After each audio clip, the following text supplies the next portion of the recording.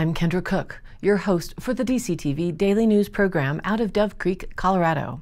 The Dolores County Broadcasting Network is the producer of DCTV with support from the Southwest Colorado TV Translator Association. That's the Special District Association responsible for bringing the area free-to-access TV stations over the air by antenna. This is a community TV station, so if there's a news story or event information that you would like to share, you can call us at 970-677-4119. And if you're a business or organization, we welcome you to find out about sponsorship opportunities for banners or video segments run on the channel. This is the Monday program for June 15th, 2020, DCTV Daily News. We have an air quality watch for our region due to several fires creating smoke. For western Dolores County, it may be the fire from the north rim of the Grand Canyon whose smoke is passing up into our area. Further east, as I mentioned, there are at least 2 fires. The loading pen fire on the Dolores Ranger District, as updated by the San Juan Forest District, was reported on the evening of Saturday, June 13th. The fire is located approximately 17 miles from Dolores, near Stoner, between Taylor and Haycamp Mesas on National Forest System land. It was started by lightning and is burning in mixed conifer and aspen. As of Sunday night, the fire was approximately up to 25 acres. A local Type 3 incident management team assumed command on Sunday and is using a full suppression strategy on the fire. Ground resources include 2 interagency hotshot crews, an engine, and other resources arriving. Aircraft, including helicopters and single-engine air tankers, will continue to support fire suppression activities. Red flag warnings are predicted through Tuesday for gusty winds, low relative humidity, and dry fuels with little chance of precipitation. Smoke from the fire may be visible on Highway 145 as well as National Forest Systems Road 556 and 558. Smoke may also be visible to surrounding communities for the duration of this fire. Roadside signs will be posted on Highway 145 to alert any travelers of smoke and firefighting personnel and equipment in the area. Wildfire smoke may affect your health. For more information, you can go online to colorado.gov/pacific/cdphe/wood-smoke-and-health. The San Juan National Forest will continue to provide additional updates on the loading pen fire as needed depending on incident activity. Additional incident information for this fire can be found on incweb.nwcg.gov/incident/6775. That's the number for the fire. And if you go to ncweb.gov, you'll find all sorts of information on all of the fires that are being reported and updates. The Journal also reported on the Mancos fire.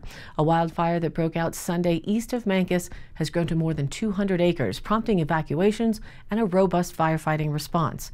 Connie Clemenson, the Bureau of Land Management's Tres Rios field manager, said that the fire was initially reported as being on Menifee Mountain, but upon further investigation, the more exact location is a ridgeline east of Menifee, between the East Canyon subdivision and Cherry Creek Road.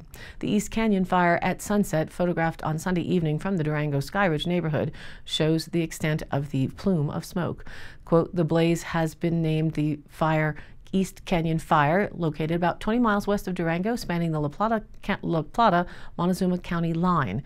Clemenson said that the fire was sparked by lightning on Saturday, starting on private land and then moving on to BLM land. Quote, "We obviously have an initial attack going on, which is going to be pretty aggressive," she said. Clemenson ordered a Type 3 response, including an aerial attack, smoke jumpers, and ground crews. More firefighting resources are expected to arrive in the region on Sunday night. Quote, "We're getting ready to meet with the team," Clemenson said around 8 p.m. yesterday. "We'll make a plan for tactics and move it forward in the morning." Clemenson did not have an update on the success of Sunday's initial attack.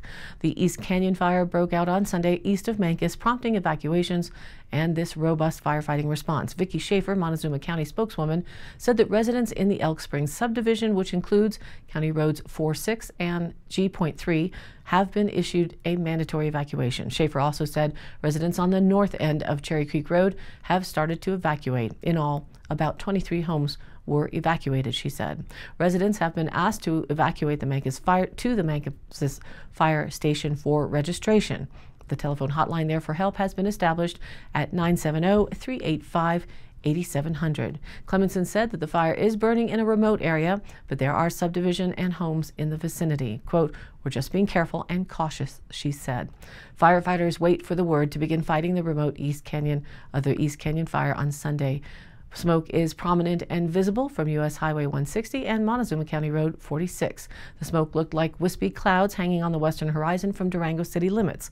A flight ban has been implemented for the area in question, Schaefer said. The Colorado Department of Public Health and Environment issued the Air Quality Health Advisory from 4 p.m. on Sunday to 9 a.m. Monday, encouraging people to stay indoors and limit outside activities, especially for vulnerable populations like those with respiratory or heart disease, children, and senior citizens. CDPHE said smoke is expected to move northeast of the fire, creating heavy smoke in western La Plata County. Moderate to heavy smoke is also expected to settle over Mancos. If visibility is less than 5 miles, smoke has reached unhealthy levels.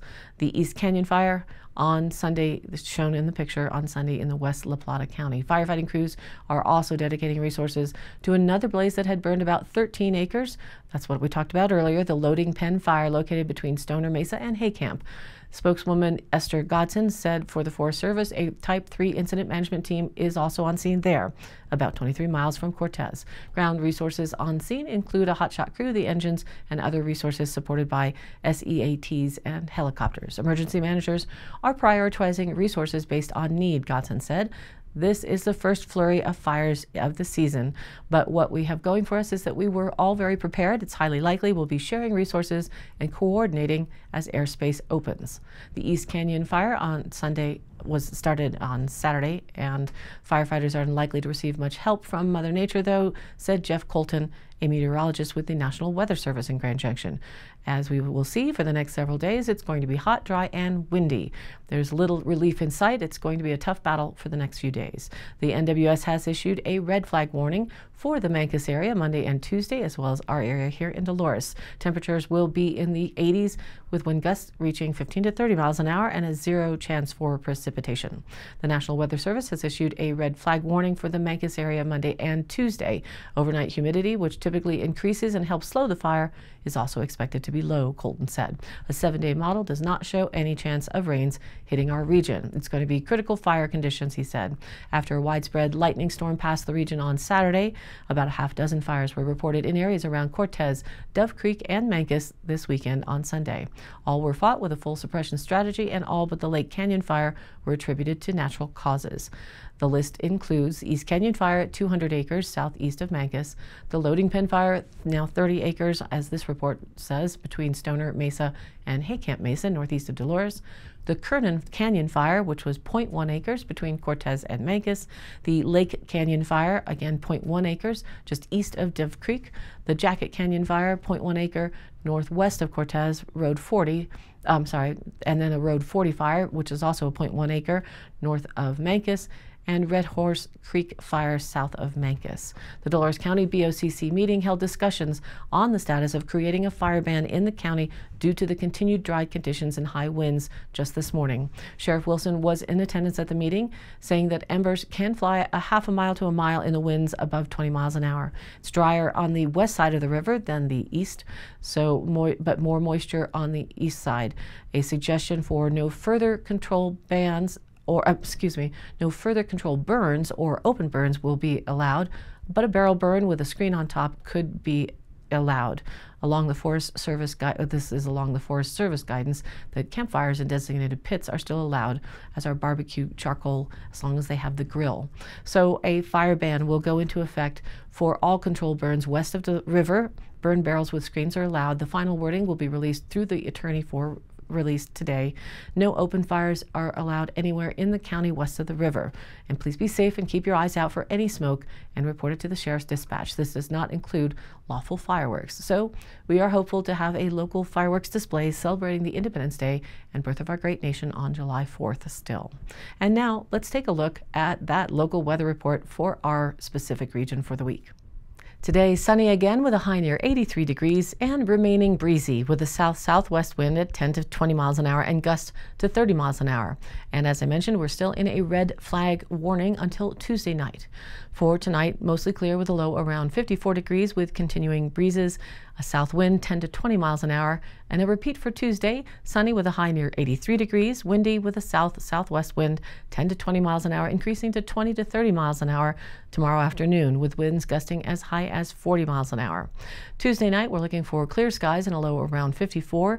Also breezy with a south-southwest wind 20 to 25 miles an hour, decreasing to 10 to 15 after midnight. But winds could gust in the evening and overnight as high as 35 miles an hour. For Wednesday, we're looking for a sunny day with a high near 81 degrees with southwest winds 10 to 15 miles an hour and lower gusts just to 25 miles an hour. It'll feel like a relief from the past 2 days of winds. And Wednesday night, mostly clear and a low around 49. For Thursday, sunny again with a high near 81. Thursday night, mostly clear and a low around 51. And Friday, repeat, sunny with a high near 83. Friday night, mostly clear and a low around 52. Into the weekend, more sunshine and no precipitation. A sunny day for Saturday and a high near 85 with Saturday night mostly clear and a low around 54. And now, back to our news. The Journal reports that a local company that was started by a group of pinto bean farmers and from a desire to stay connected to rural neighbors in 1920 is celebrating its 100th anniversary.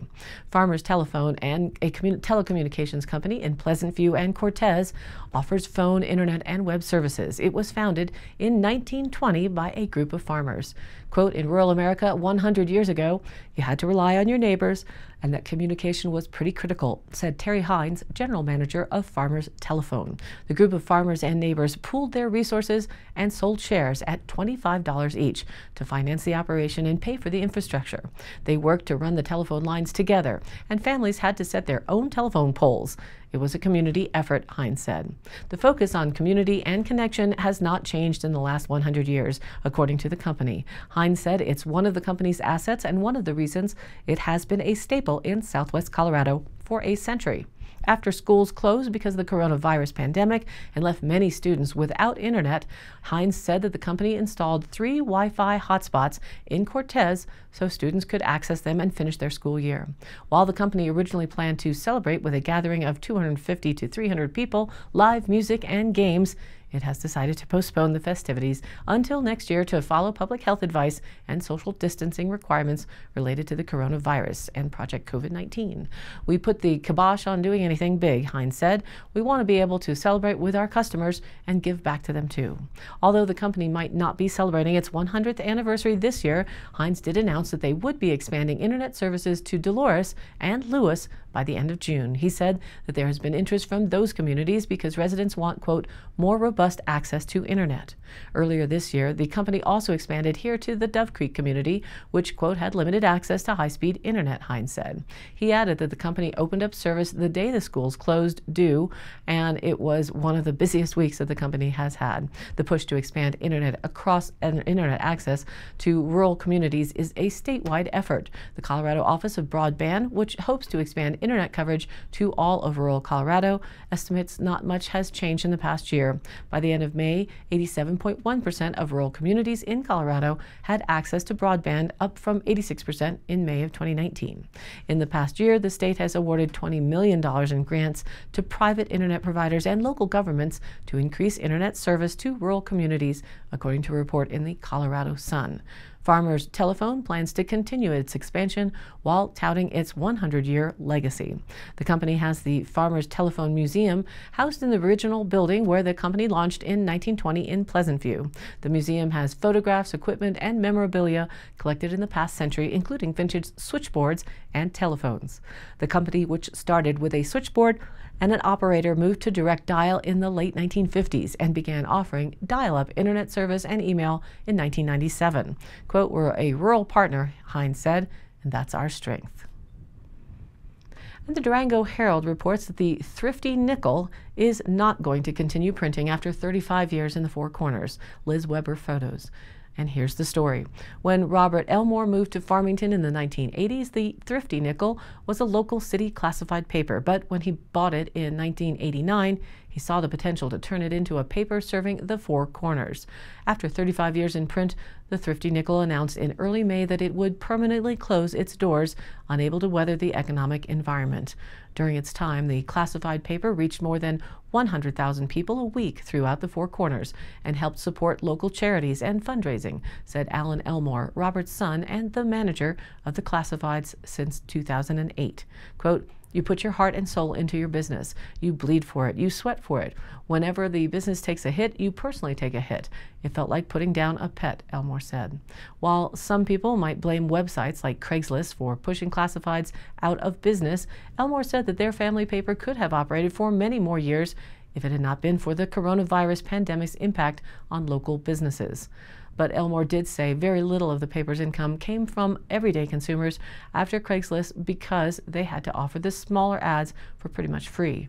Their direct customers became local businesses that bought the larger classified ads. Quote, "We had found our niche," he said. "We would have been able to operate at that level for the foreseeable future, on and on and on." Despite downsizes to staff and deliveries over the years, the paper had been able to weather the 2008 economic downturn and the turn to digital because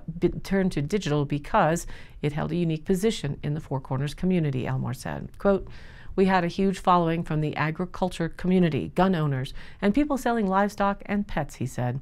"A lot of these things aren't allowed on Craigslist and Facebook Marketplace." Yet, when the coronavirus hit the Four Corners and non-essential businesses closed their doors, the paper lost its main revenue source. Even with laying off a few employees, Elmore said that the paper still had to pay the cost of printing and distribution, which accounts for the majority of the company's overhead. Quote, "We made the decision to shut down because we were hemorrhaging money," he said. As public health restrictions began to ease and businesses could open up with limited capacity, the classified still didn't see a way to continue bringing enough revenue in and cover the huge overhead costs of printing and distributing. Quote, "Most of the businesses had taken a hit and just staying alive was the first thing on their minds," he said. "We take a back burner." Before the coronavirus hit, the paper also lost a significant amount of money because of tariffs on Canadian paper in 2018. The U.S. Commerce Department under the Trump administration had imposed tariffs up to 20% on newsprint imported from Canada. Elmore estimates that the paper saw hundreds of dollars a week in increased paper costs over a 10-month period. The Thrifty Nickel, which eventually became known as the American Classifieds, reached its highest level of distribution in 2005, with the paper printing 32,500 copies a week. Before the pandemic shuttered their business, the Classified was reaching a distribution of 29,000 papers per week. Elmore, who said he grew up in the newsroom and helped to lay out the paper by hand, said his father saw the potential to bring the Four Corners together and reach a larger audience with the classified papers in the 1980s. Quote, "When Dad arrived, he realized that the Navajo Nation in southwest Colorado all come to Farmington to shop," Elmore said. He added this regional approach not only contributed to the paper's success, but the classified paper's vision of a connected Four Corners community contributed to Farmington's success. Before the big box stores arrived in town, Robert went to outlying communities and to the Navajo Nation to invite them to shop in Farmington. Quote, "I do feel like he is one of the unsung heroes of Farmington's economic success," Elmore said of his father. Already semi-retired before the paper's closure, Robert and his wife are planning to purchase and operate a campground in Colorado, a longtime dream of theirs. And the Dolores County Board of County Commissioners continues to offer their meetings on the Zoom platform so that all residents and constituents can call or Zoom in on the meeting to listen to what's going on. The first order of business for this morning's meeting on June 15, 2020 was an update on the CARES Act monies coming to the county. They will be based at $85.78 per citizen through DOLA. Dolores County will have over $102,000, Dove Creek over $54,000, and Rico over $19,000. DOLA keeps the money, and then the entities are reimbursed as they submit their COVID emergency expenses as aligned under the guidance of what is coming in from DOLA coming shortly. Monies have to be spent by the end of the year. Specifically, funding can't offset things like lost property taxes, for instance, but for purchases or labor related to complying with COVID guidance, those will be covered.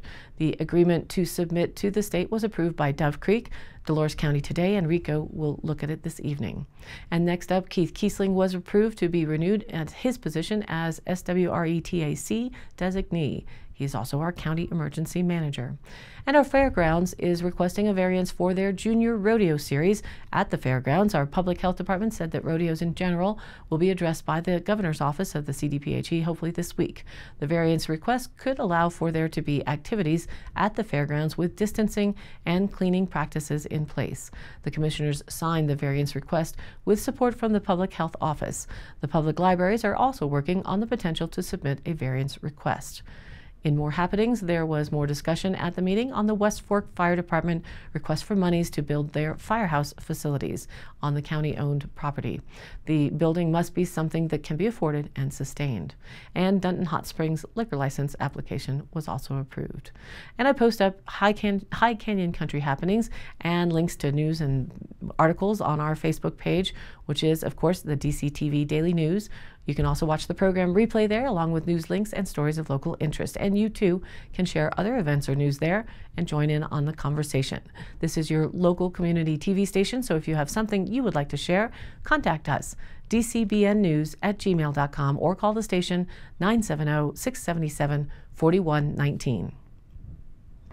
Thanks for tuning in to DCTV Daily News. Programs are broadcast Monday through Friday with replays online on our YouTube channel, or you can also watch it on DCTV Daily News page on Facebook. And if you like the program, please do like and follow us there on Facebook and share it with your family and friends. This has been a production of DCTV for the DCTV Daily News program out of Dove Creek, Colorado, USA. I'm Kendra Cook. Again, thank you for watching.